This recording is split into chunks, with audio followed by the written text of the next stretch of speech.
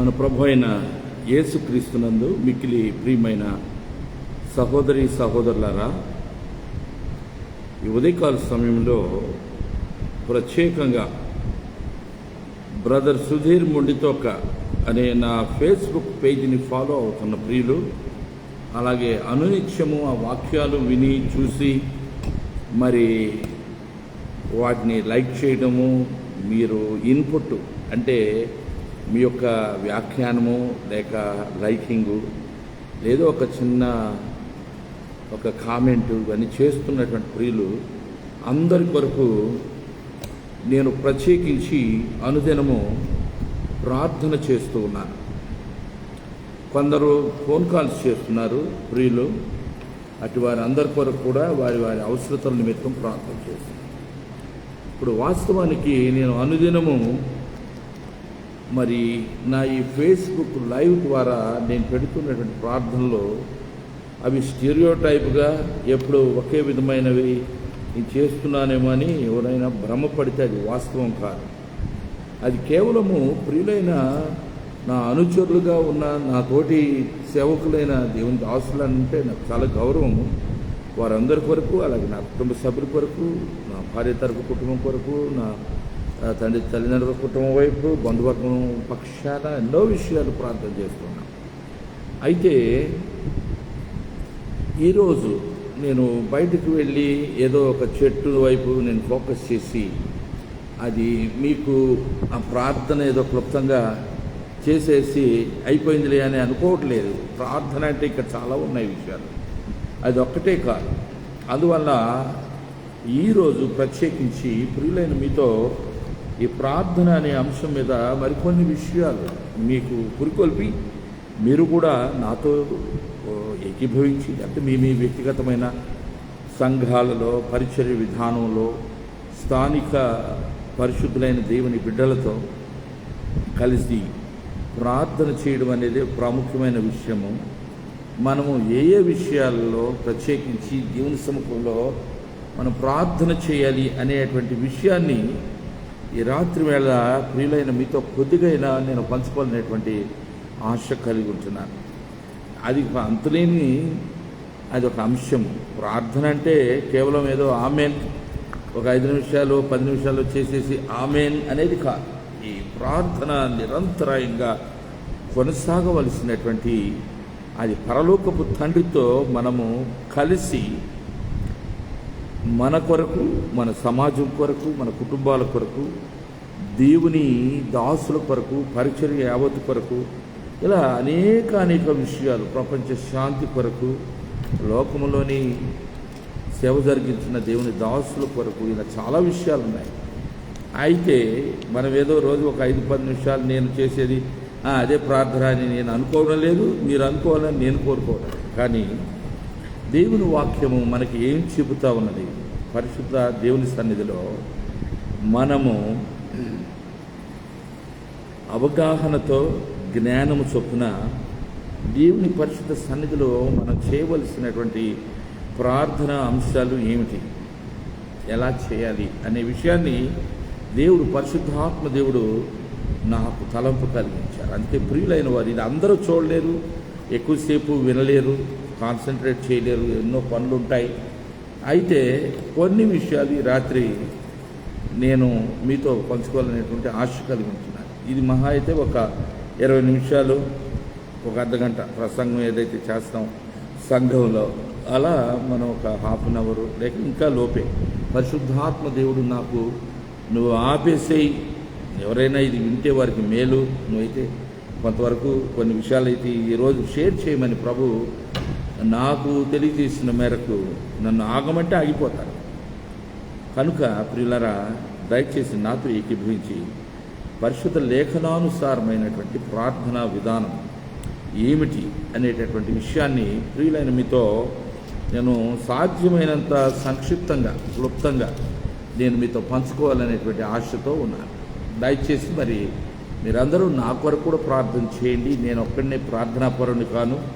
మా మాటకు వస్తే నేను బహు బలహీనుడను, అయినను కృపగలిగిన దేవుడు బలపరిచి తన సన్నిధిలో మన అంతరంగంలో భారం పెట్టి అనేకుల కొరకు ప్రార్థించాలనేటువంటి ఆశను, ఆకాంక్షను ఆయనే తన ఆత్మ ద్వారా మనకి పురుకొల్పునిచ్చి నడిపిస్తూ ఉంటారు. అలా గత కొన్ని దినాలుగా, కొన్నాళ్ళుగా నేను ఇలా చేస్తూ వచ్చాను.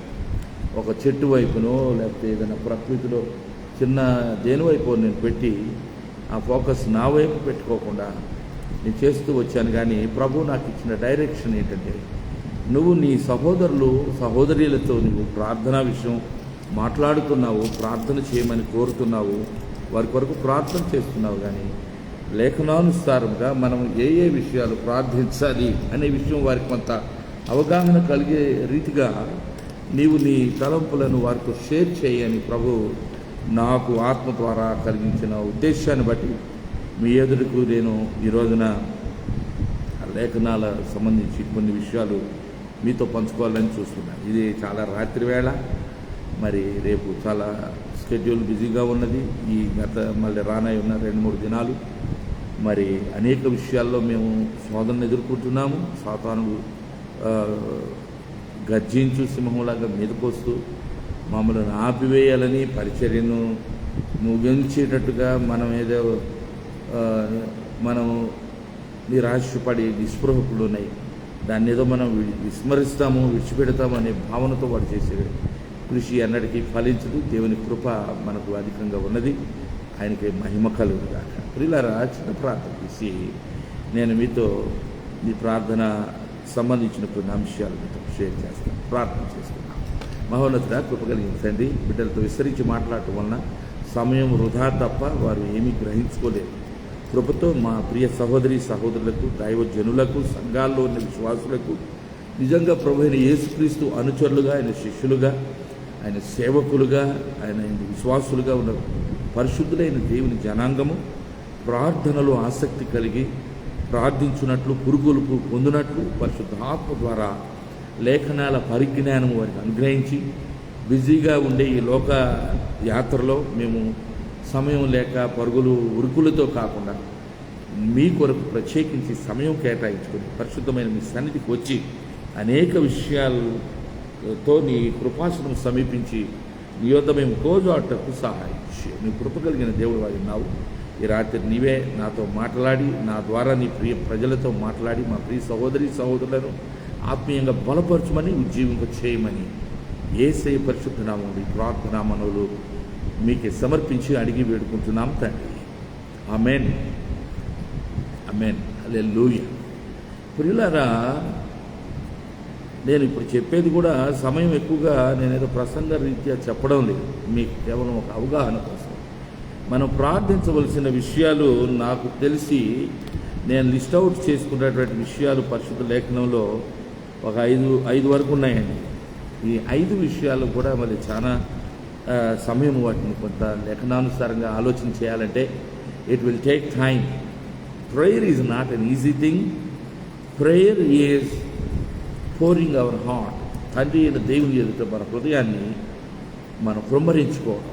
తండ్రి యందు విశ్వాసం, కుమారుడైన క్రీస్తునందు అచంచలమైన విశ్వాసం, ఆయన లేఖనముల యందు ఎడబాయని ఆయన సన్నిధి యందు మనకు నిశ్చలమైన విశ్వాసము, స్థిరత్వము, ఒక బలమైనటువంటి ఒక నమ్మిక మనకు లేకపోతే పరిశుద్ధుడైన దేవుని సన్నిధిలో ప్రార్థన చేయాలి. వాడు సాతానుడు, మన శత్రువు, వాడు మనతో నిరంతర పోరాటంలో వాడు ఉన్నాడు కనుక వాని పోరాటము మన టార్గెట్ చేసి లోకములో మన బలహీనులు చేసి దేవుని సంఘమును వాడు ఏదో ప్రభావితం చేయాలని చూస్తున్నాడు. కానీ అది వాడిని ఎన్నటికీ కాదు. యేసయ్యకే మహిమ కలుగుగా. ప్రియులారా, ప్రార్థన విషయంలో పరిశుద్ధ లేఖనంలో మనం మొట్టమొదటిగా మనం ప్రార్థన చేయవలసిన విషయము వ్యక్తిగత అవసరతల కొరకు ప్రార్థన చేయాలి. వ్యక్తిగత విషయాల్లోకి వస్తే మనము ఏ విషయాలు ఉంటాయి చెప్పండి? మన కుటుంబాల అక్కరలు, తర్వాత మనకు ఆత్మ సంబంధమైనటువంటి నడిపింపు కోసం, అంతేకాకుండా మనకు దేవుని యొక్క సంరక్షణ కోసం, అలాగే బలము కోసం, ఇంకా చెప్పాలంటే స్వస్థత కోసం. అనేక రకాల వ్యాధులు మనని అనుదినము పీడిస్తూ మనని సవాలు చేస్తూ ఉంటాయి. అంతేకాకుండా జ్ఞానము కొరకు, అలాగే శాంతి సమాధానం కొరకు మనం ప్రార్థన చేయాలి. నేను కూడా ఇప్పుడు మీకు కేవలము పొడిపొడిగా ఈ విషయాలు చెప్పేసి ముగించాలనే ఆశతో ఉన్నాను. ఎందుకంటే ఎర్లీ మార్నింగ్ మేము ఇంకొక కార్యక్రమంలో మేము పాల్గొనవలసినాం. నిద్ర చాలకపోయినా అది పెద్ద సమస్య. దేవుని దాసులు అన్నీ కూడా ప్లాన్ చేసుకొని క్రమమైన రీతిలో పరిచర్య విధానం నడిపిస్తే అనేకులకు అది ఆత్మ సంబంధమైన జ్ఞానమును పురికొల్పులు కలుగజేస్తాయని నేను చెప్పడం, ఎవరికైనా చెప్పినా అది అతిశయోక్తి ఏం కాదు. ప్రియమైన దేవుని బిడ్డలారా, మనం పరిశుద్ధ లేఖనంలో చూసినట్లయితే మనం ఏ విషయాలు మనం ప్రార్థన చేయాలి. ఇప్పుడు చెప్పాను, మన కుటుంబ అక్కర్ల కొరకు ఫస్ట్ ఎప్పుడు కూడా మన కొరకు మనం అడగాలి, మన దేవుణ్ణి అడుక్కోవాలి, మనం పొందుకునే అనుభవంలోకి రావాలి. అంతేకాకుండా ఇతరుల కొరకు కూడా మనం ప్రార్థన చేసే అనుభవంలోకి మరి ఒక మెట్టులోకి మనం ఎక్కుతూ మనం అడ్వాన్స్డ్ లెవెల్లో ప్రేయర్స్ చేస్తూ మనం వెళ్ళిపోతూ వచ్చామన్నమాట. రెండవదిగా మన కుటుంబం కోసం, మన వ్యక్తిగత అవసరతల కోసం, అంతేకాకుండా రెండవదిగా మన కుటుంబ అక్కర్ల కోసం, మన కుటుంబంలోని మనమే కాదు, మన మన జీవమనే కృపావరంలో మనకు దేవుడు అనుగ్రహించిన మన భార్యల కొరకు, మన పాస్టర్ల కొరకు, మన కుటుంబంలోని మన పిల్లల కొరకు, ఇలా అనేకమైనటువంటి విషయాల్లో మనము ప్రార్థన చేయవలసినటువంటి ఆవశ్యకత పరిశుద్ధ లేఖనంలో మనము కనిపెట్టి చూస్తూ ఉన్నాం. పరిశుద్ధ లేఖనాలు చదివితే చాలా వచనాలు ఉన్నాయండి.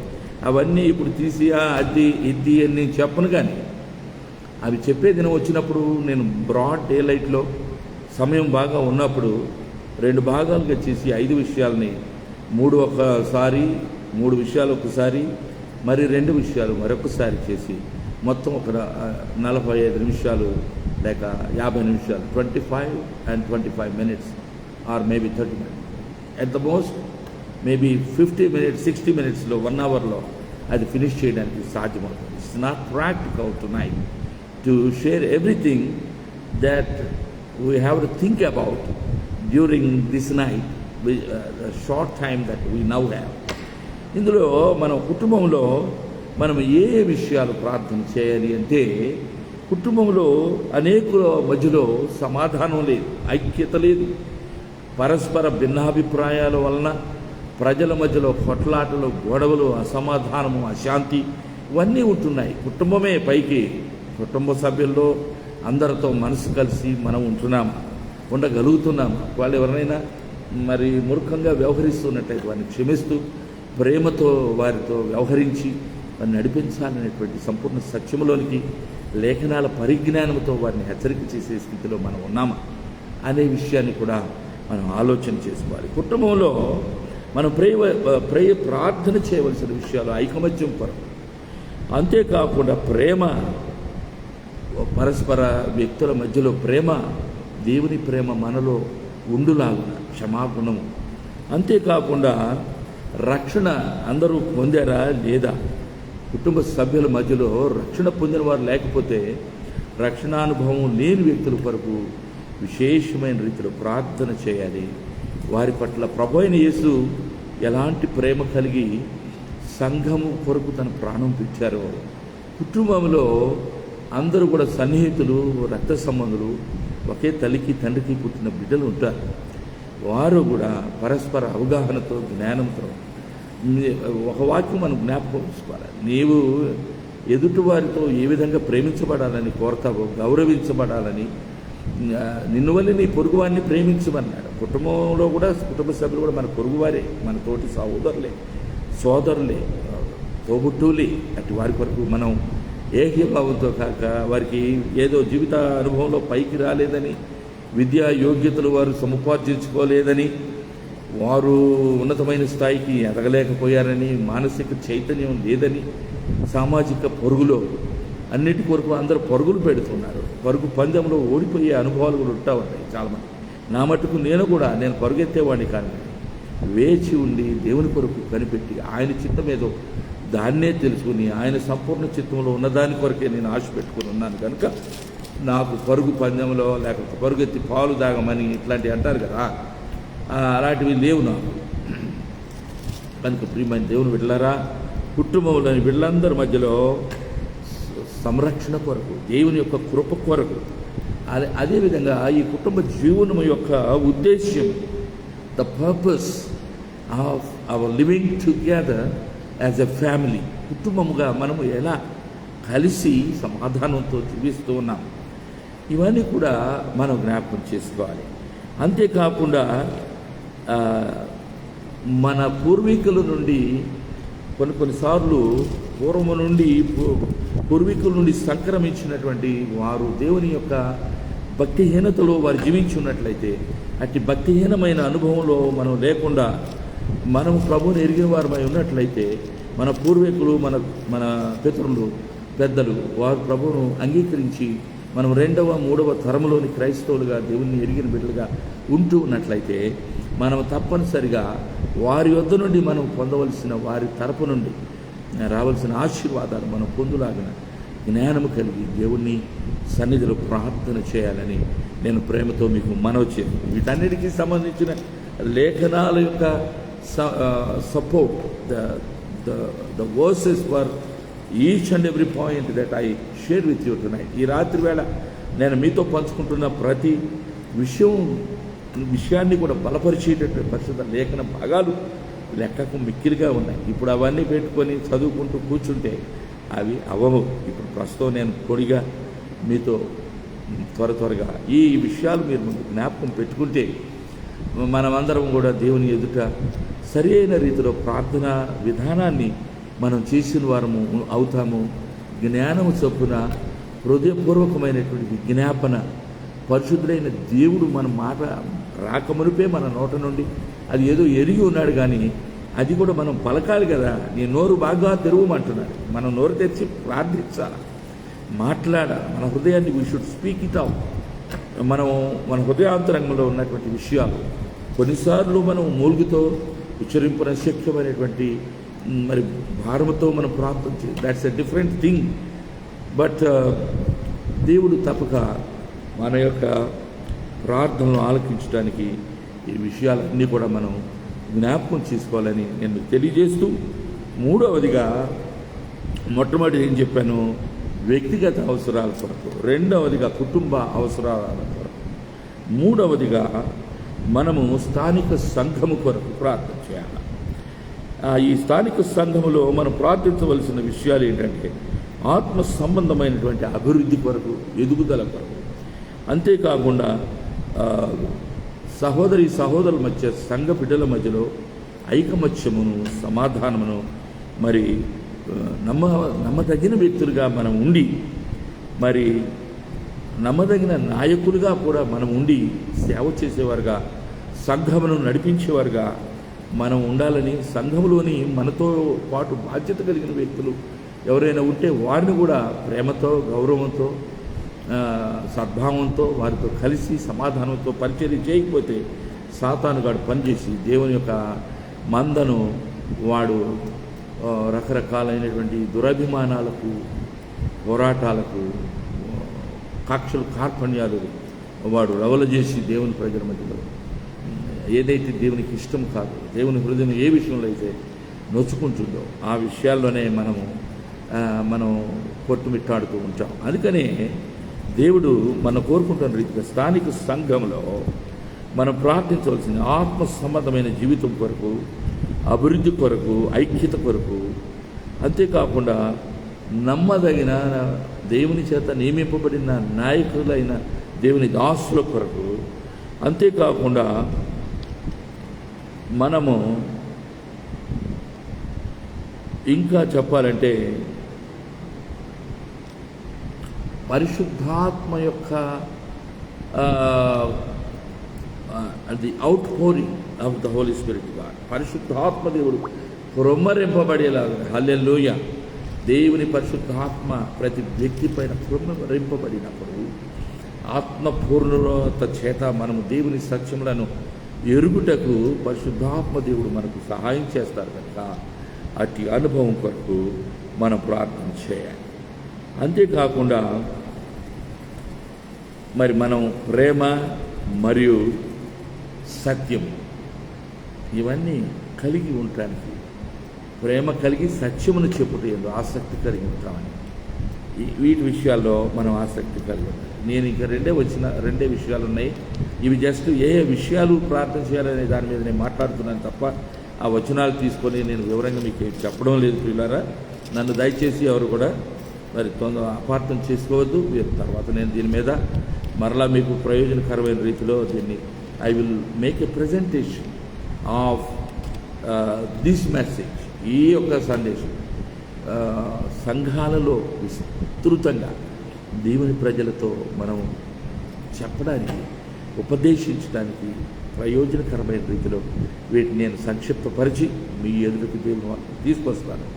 నా కొరకు, నా కుటుంబం కొరకు కూడా మీరు ప్రార్థన చేయాలని కోరుతున్నాను. ఇప్పుడు నేను మొదటిగా వ్యక్తిగత అవసరతల కొరకు, రెండవదిగా కుటుంబం కొరకు, మూడవదిగా స్థానిక సంఘము కొరకు, సాటి సహోదరుల కొరకు, అంతేకాకుండా నాలుగవదిగా స్వార్థీకరణ కొరకు, ప్రపంచ దేశాల కొరకు ప్రార్థన చేస్తూ స్థానిక మన స్వంత దేశంలో, సొంత రాష్ట్రంలో, యెరూషలేములోను, యూదయలోను, సమరయంలోను, గలిలయలోను భూతి గంతాల వరకు సువార్తను ప్రకటించవలసినటువంటి దేవుని బిడ్డలకు దేవుడిచ్చిన గొప్ప బాధ్యత. ఈ రోజున మన భారతదేశంలోకి సువార్త వచ్చిందంటే దానికి కారణం ఎవరో పరిశుద్ధాత్మ దేవుని యొక్క హెచ్చరికలు, ప్రేమపూర్వకమైన నడిపింపుకు లోబడి వారు విషయాన్ని గ్రహించుకొని పరిశుద్ధాత్మ ప్రేరణ చేత, దేవుని వాక్యం చేత బలవంత పెట్టబడి, పరిశుద్ధమైన దేవుని ప్రేమ చేత వారు పురుగొల్పబడి వారు శుభవర్తమానాన్ని లోకానికి, మన భారతదేశానికి తీసుకొచ్చారు. బ్రిటిష్ వారు ఏదో వ్యాపారం కోసం వచ్చారు, వారిని ఏదో బ్రిటిష్ వాళ్ళు క్రైస్తవులని అంటారు. బ్రిటిష్ వారు కూడా అందరూ క్రైస్తవులు లేరు. అక్కడ నుండి వచ్చినటువంటి ఒక మిషనరీ, ఆ ఇంగ్లాండ్ దేశం నుండి వచ్చినటువంటి కేవలము చర్మకారుడైన ఒక సీదా సాదా వ్యక్తి చెప్పులు కుట్టుకునే పనిలో, బూట్లు పాలిష్ చేసుకుంటూ ఒక వ్యాపార సంస్థలో పనిచేసుకుంటున్న ఆ వ్యక్తికి దేవుని అంతరంగంలో దేవుని పరిశుద్ధాత్మ కార్యం జరిగింది.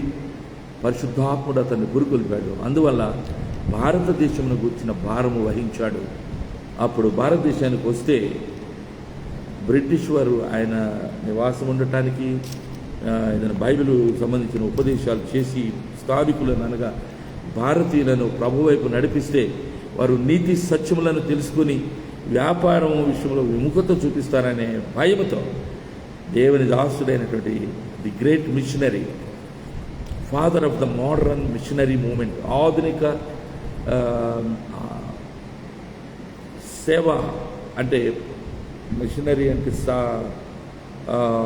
సవార్థీకరణ కొరకు తను తాను సమర్పించుకున్న ఆధునిక కాలపు దేవుని దాసుడు, ఆధునిక కాలములో తాను పట్టుదల పట్టి ఈ భారతదేశానికి వచ్చి శ్రమలన్నీ సహించి అన్నీ కోల్పోయినా సరే, తమ దేశస్థులైన ఇక్కడ పాలకులుగా ఉన్న ఆనాటి పాలకులు ఆయనను నిరాకరించి నిస్పృహకు గురి చేసిన భాషా వైరుధ్యములు, తర్వాత ప్రజల యొక్క మూఢనమ్మకాలు, అనేక రకాలైన రీతిలో అభ్యంతరాలు ఎదుర్కొని కూడా మరి ఆయన అన్నిటినీ జయించాడు.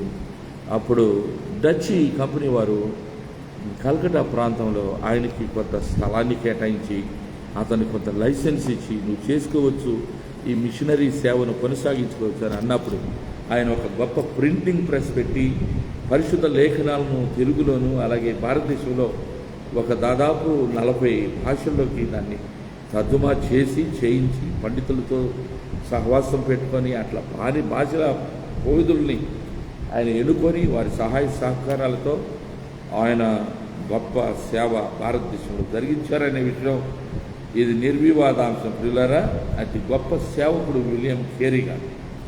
ఆయన అనేకులకు, కనీసం నాతో సహా, నేను మెడ్రాస్లో హిందుస్థాన్ బైబిల్ ఇన్స్టిట్యూట్లో 1973లో చదువుకునే రోజుల్లో కూడా నాకు ఆయన గురించి ఎక్కువగా విన్నప్పుడు I was very much inspired by the life and the story of how God used that man, even in spite of the fact that he lost everything. manuscripts రాసినటువంటి ఓపికతో ఎన్నో ఏళ్ల తరబడి ప్రయాసపడిన ఆ యొక్క వ్రాత ప్రతులు తగలబడిపోయిన, కుటుంబ సభ్యులు, భార్య మరి మానసిక రోగిగా తయారైపోయిన, అలాగే తన కుమారుడు తిమోతి అనుకుంటే అతని పేరు తెలియదు, బాల్యంలోనే అతను సుమారు ఒక 9 years ఏజ్లో maybe young Timothy, he died because of the harsh conditions. ఈ భారతదేశంలో అంత ఆధునికమైన జీవన విధానం కానీ లేకపోతే సౌకర్యవంతమైన గృహాలు కానీ లేనందువల్ల అందరి వల్ల ఆయన కూడా కష్టపడి ఆ యొక్క నీలిమందు ఫ్యాక్టరీలో ఆయన పనిచేశారు. ఈ విషయాలన్నీ నేను సందర్భం వచ్చిన చెప్తా ఉన్నాను, ఇంకా పెరిగిపోతూ ఉంటుంది సమయం. అందుకని విలియం కేరీ మహాశయుడు పరిశుద్ధ లేఖనాన్ని ఈ వాక్యము ప్రచురపరచుటతోడనే వెలుగు కలిగి ఈ లోకములో చీకటి ఉంది.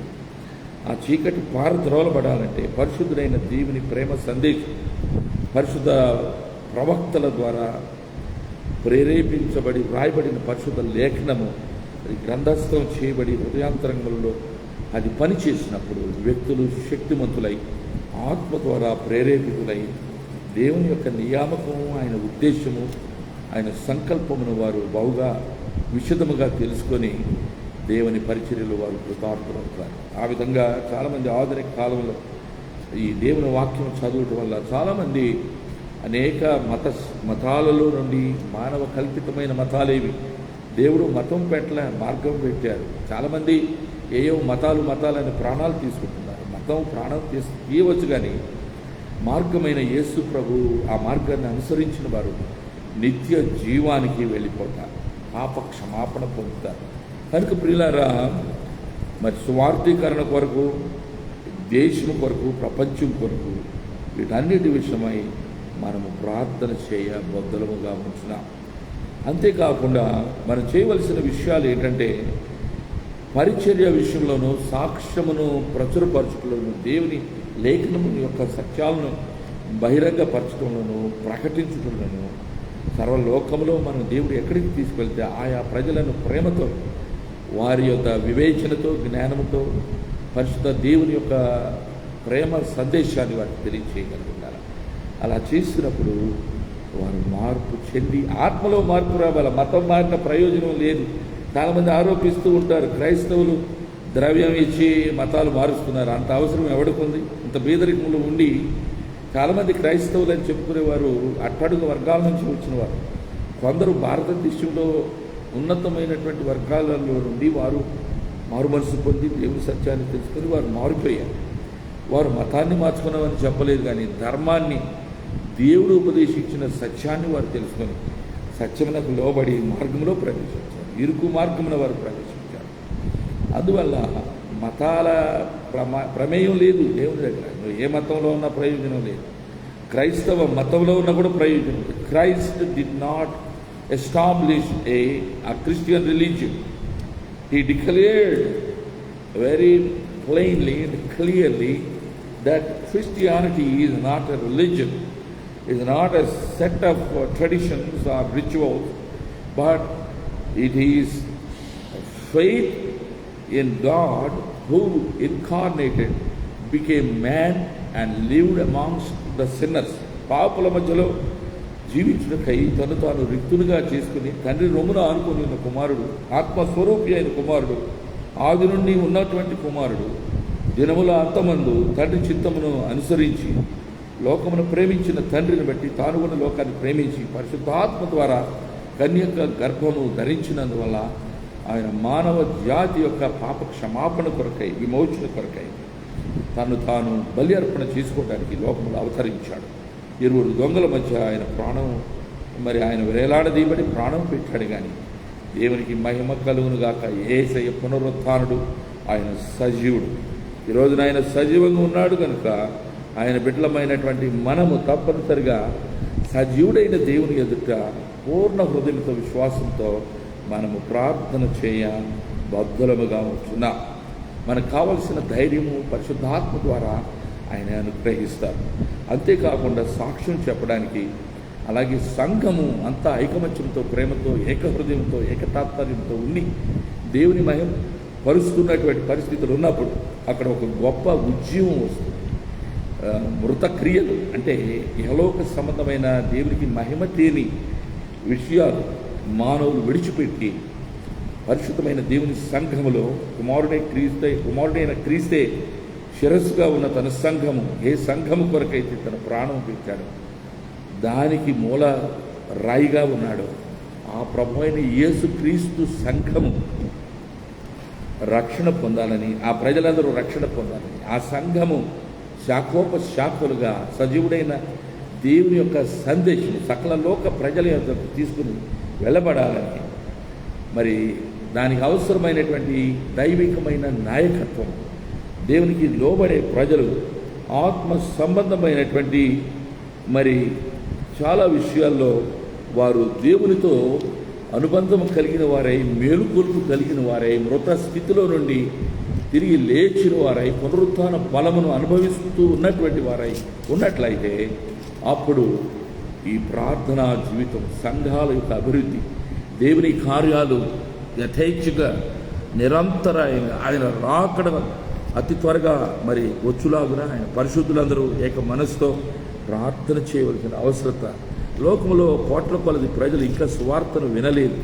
ఆయనను దేవుడు కృప కలిగిన వాడై 24 గంటలు మరి ప్రతి నిమిషం కూడా సువార్త ప్రకటించబడుతుంది.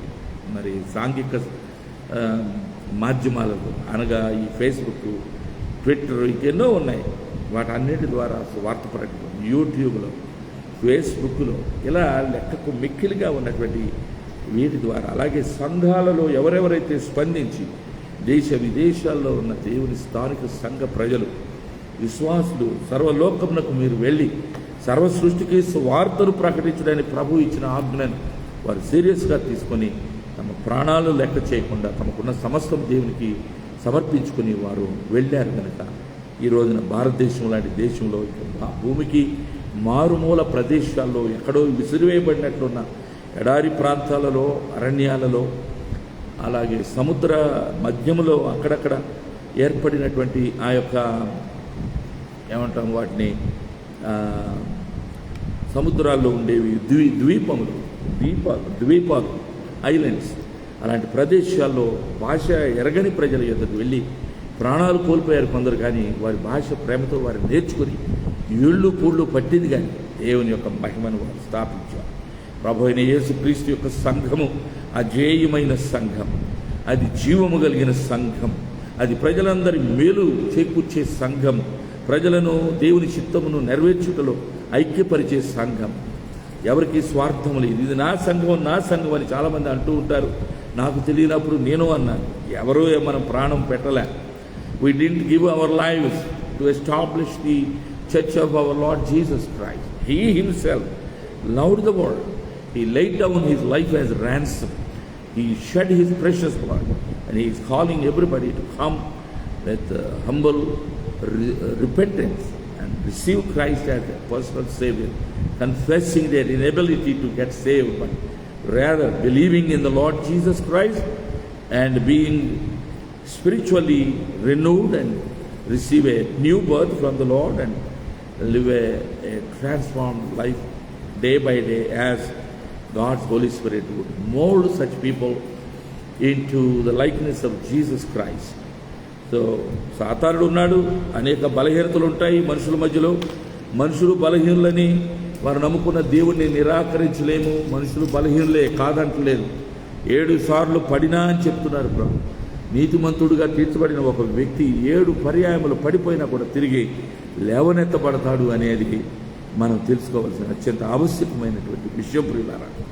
అంతేకాకుండా 5వది ఆఖరిది, ప్రపంచ దేశాల కొరకు మనం ప్రార్థన చేయాలి. సర్వ ప్రపంచంలోని దేశాల కొరకు, స్వతంత్ర రాజ్యాల కొరకు, అంతేకాకుండా ఆయా సిటీ స్టేట్స్ కొరకు, ఇంకా ఐలాండ్స్ కొరకు, రిమోట్ ప్లేసెస్ కొరకు, ఇలా అన్ని ప్రదేశాల్లో అన్ని జనులు సకల విధములైనటువంటి భాషలు మాట్లాడు ప్రజల వద్దకు దేవుని సువార్త వెళ్ళులాగిన వారు ప్రభు కొరకు విశ్వాసం కలిగి జీవించులాగిన దేవుని యొక్క నామము మహిమపరచలాగిన మనమందరం ప్రార్థన చేయబద్దులు కావుతున్నాం. దేవుని వాక్యం చాలా విషయాలు చెప్తా ఉన్నది. ఆ వచనాలు నేను ఏది మీకు చాలా చెప్పలేదు. కానీ దేవుని యొక్క వాక్యంలో కీర్తన గ్రంథం 2వ అధ్యాయం 8వ వచనంలో ఇంకా చాలా ఉన్నాయి. అవన్నీ నేను మీకు చెప్పగలను, కానీ చెప్పలే, సమయం చాలదు. నేను బాగా నేర్పుగలిగిన వాడిని అయితే కాదు, కానీ పరిశుద్ధాత్మ ద్వారా ప్రేరేపించబడి పరిశుద్ధ లేఖనాన్ని అనుదినం చదువుతుంటున్నాం కాబట్టి వాటన్నిటినీ మరి ధ్యానించడం వలన దేవుడు కలుగు చేసిన తలంపులతో మనము మీ దేవుని దాసులమైన మనం పురికొల్పబడి ప్రియులైన సహోదరులతో వీటిని షేర్ చేసుకుంటున్నాం. మరి 2వ అధ్యాయం 8వ వచనంలో కీర్తన గ్రంథంలో ఏమని వ్రాయబడింది? నన్ను అడుగుము, జనమును నీకు స్వాస్థ్యములుగాను, భూమిని దిగంతముల వరకు సొత్తుగాను ఇచ్చేదను అంటూ ఉన్నాడు. మనం ఏం చేసుకుంటాం? భూమిని, ఈ భూమిలో ఉన్న ప్రజలందరినీ ప్రభు కొరకు సంపాదించడానికి, ప్రభు యొక్క పక్షము వహించినట్లు స్వార్థ ప్రకటన ద్వారా వారి పాప శృంఖలాల్లో నుంచి విడుదల పొందులాక వారు, వారి పిల్లలు ప్రభు రాకడ పర్యంతము ప్రభు కొరకు జీవించాలనే ఏకైక ధ్యేయముతో స్వార్థను ప్రకటించే భాగ్యాన్ని మనం పొందాలని దేవుడు మన గురించి ఉద్దేశిస్తున్నారు. అంతేకాకుండా యెషయా గ్రంథములో 49వ అధ్యాయం 6వ వచనము ఆయన ఏం చెప్తున్నారంటే, ఆయన నిన్ను జనములకు వెలుగుగాను, ప్రపంచ ప్రజలకు ఒక వెలుగుగా నీ చేస్తానని చెప్పారు. అవన్నీ నేను మామూలు పొడి మాటలతో చెప్తున్నాను, తీసే సమయం లేదు. అయితే మీకు అందరికీ తెలుసు, యెషయా గ్రంథము 49వ అధ్యాయం 6వ వచనం.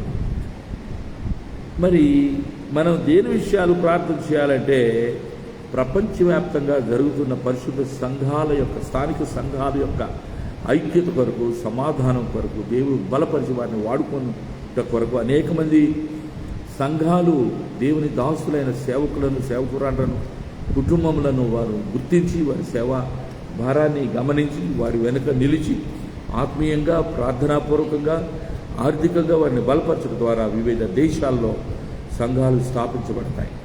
మరి ఆ విధంగా జరగటానికి దేవుని యొక్క ఉద్దేశంగా ఉన్నది. అంతేకాకుండా వారు సంరక్షించబడులాగున, ఇంకా వారికి వారు చేస్తున్న సేవ జరుగుతున్న ప్రదేశాల్లో శాంతి సమాధానములు కాకుండా మరి ఉజ్జీవం కలుగులాగున, అంతేకాకుండా మరి దేవుని యొక్క రాజ్య విస్తరణ కొరకు మనమందరము అలాగున ఏకీభవించి ప్రార్థన చేయవలసిన బాధ్యత అట్టి మనకు దేవుడు ఇచ్చిన, అప్పగించిన పనిగా అలాగున చేయుటకు దేవుడు తన మెండైన కృప, తన మహిమాన్వితమైన సేవలో పిలువబడిన తన దాసులకు, దాసురాండ్రకు అట్టి కృపనిచ్చి, గ్రహింపునిచ్చి, పరిశుద్ధ లేఖనాల యొక్క అవగాహన పెంపొందించి వారిని పురుకొల్పి తన ఆత్మతో నింపి దేవుడు బలపరిచి స్థిరపరచును కాక. అలాగన చేయటకు దేవుడు మెండైన కృప మనకందరికీ తోడై ఉండును కాక. అండ్ చాలా వందనాలండి. God bless you. నేను అనుకున్నట్టు ఒక 45 నిమిషాల దాకా సుమారు వెళ్ళిపోతే తెలియదు, కానీ ఎంతైనా మీకు ఆసక్తి ఉంటే వినండి, లేదంటే వినగలిగినంత వినండి. కానీ దేవుడు ఏదో రకంగా తన పరిశుద్ధ లేఖనాన్ని మన చేతిలో పెట్టారు. దాన్ని ఎక్కువగా ఆసక్తి కలిగి చదివి ధ్యానించి ప్రభులో స్థిరులమై ఉండి ఆయన చిత్తానుసారమైన అవగాహనతో కూడిన పరిశుద్ధ పరిచర్య, ప్రార్థనా పరిచర్య, అంతేకాకుండా సంఘాల కొరకు మనము విజ్ఞాపన పరిచర్య, ఆత్మ ద్వారా నింపబడిన అనుభవంతో గోజాడే పరిచర్య మనం చేయనట్లు దేవుడు తన మెండైన కృపను మనకు అనుగ్రహించునుగాక. ఆమేన్. ప్రార్థన చేసుకుందామండి. ప్రార్థన.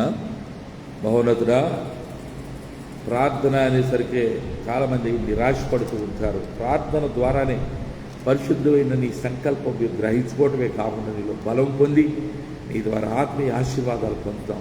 అట్టి కృప దయచేయండి. మేము రోజు ఏ విషయాలు మీ పాద సన్నిధిలో మొర్రపెడుతూ క్లుప్తంగా చేస్తూ ముగిస్తున్నాము. ఈ రోజున నేను ఏ విషయాలు పరిశుద్ధ లేఖనంలో ఉన్నాయో వాటన్నిటి విషయమైన ఒక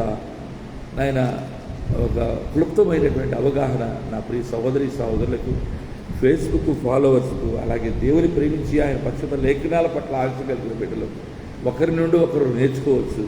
పరిశుద్ధ లేఖనం మా ముందు ఉన్నది. ఆ వెలుగులో మమ్మల్ని ప్రతిష్ఠించండి.